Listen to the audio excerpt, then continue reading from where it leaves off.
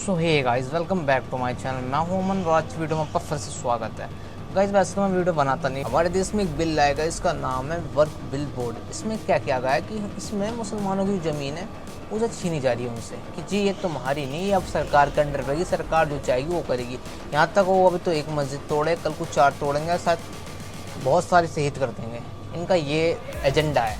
हमारे देश में विकास से बात नहीं होती। आईसो स्पीड अभी कुछ दिन पहले पहुंचा है चाइना, और चाइना किस साइड से ग्रो कर रहा है ना वो तुम्हें पता है, कैसा वहाँ ग्रोइंग चल रही है। तुम कहते हो उसे डिक्टेटरशिप, मैं कहता हूँ वो सबसे अच्छा देश है जो आज विकास कर रहा है। एक सबसे बड़ी इकोनॉमी से लड़ रहा है अमेरिका जैसे।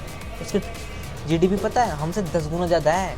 उतना पहुँचने में ना रोज आओगे। इस खेल में उलझे रहेगा ना 100 साल 2 साल 100 साल, अगर इस खेल में उलझे रहेगा ना 100 और 200 साल ना और रख लेना अपनी जेबों में। भाई देश में हर बार एक समुदाय को क्यों टारगेट किया जाता है, मुझे ये सवाल सरकार से पूछना है।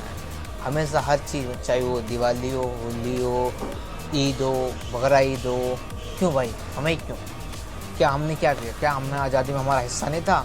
क्या एपीजे अब्दुल कलाम जैसा कोई बंदा नहीं था जिसने क्या नाम है तुम्हारे देश में सबसे पहले मिसाइल दी? नहीं था। और क्या इस देश में तुमने आज़ादी की लड़ाई खुद ही लड़ ली, खुद ही बन गए? हाँ जी, हम ही ने खाली आज़ाद करवाया देश, सबने योगदान दिया है ना बराबर। फिर एक समुदाय को टारगेट क्यों किया जाता भाई? पर जब यही चुनाव आते हैं तो यही बंदे अपने उसमें मुस्लिम कैंडिडेट को चुन के उसी एरिया में उतार के हर जगह मांगने पहुंच जाते कि जी वोट दे दो, जी वोट दे दो। हमारे कौम के लोग इतने मूर्ख हैं, वो उनके बला में आ जाते हैं, खड़े रहते हैं, भाई अब तो एमएलए बनेंगे।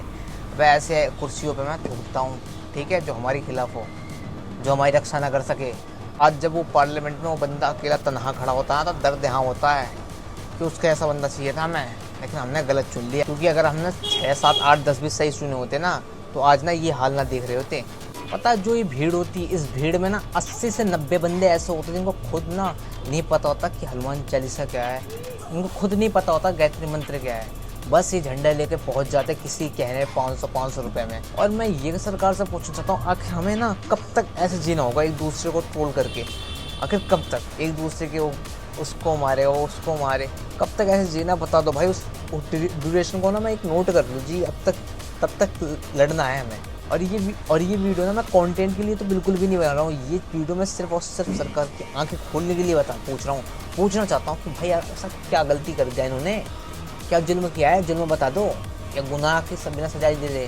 भाई ये तो वही बात हो गई ना, हाँ भाई सजा दे रहे हैं, गुनाह जब पूछा गया जी नहीं पता बस दे रहे सजा। आज जिस गांधी को तुम गाली देते हो ना भाई, उस गांधी के ना 80 देशों में मूर्तियाँ लगी हैं, 80 देशों में, और सब ऐसे हाथ करके जाते हैं ऐसे, समझ रहे हो? हमारे देश में भाई ना बेरोजगारी जो है ना वो दम तोड़ रही है। सरकार ने नौकरी देने की जगह लोगों के हाथों में झंडा पकड़ा दिया और मस्जिद मंदिर के ऊपर गड़ने के लिए डाल दिया, बस और कुछ नहीं। तो हमारे देश में बदलाव की तो उम्मीद तुम रखना ही मत, तुम रखना बर्बादी की उम्मीद। हमारे देश में बेटियों के साथ रेप करते हैं, हमारे देश में उसको बाबा बना दिया जाता है, उसको उसकी फूल आरतियाँ होती हैं। ये हमारा देश का कल्चर चल रहा है। और जिसने कुछ नहीं किया, जो अपने हक के लिए मांग कर रहा है, उसे जेल में डाल दिया जाता है हमारे देश में। ये हमारे देश की रूल एंड रेगुलेशंस है।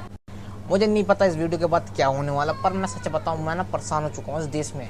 मजाक से हटके इस देश में जो टॉक्सिटी फैला रखी सरकार ने ना, एक दूसरे के प्रति नफरत।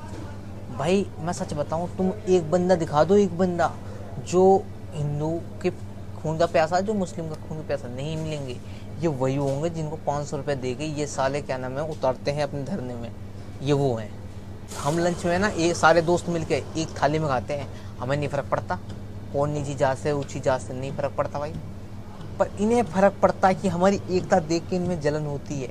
वही ये चाहते हैं कि पार्टीशन कर दें, ये चाहते हैं। और सच बता रहा हूँ, तुम अब तक भी नहीं समझे ना इनकी चाल, तो सच में दुनिया के सबसे बेवकूफ़ और कहते नहीं घटिया किस्म के इंसान तुम हो।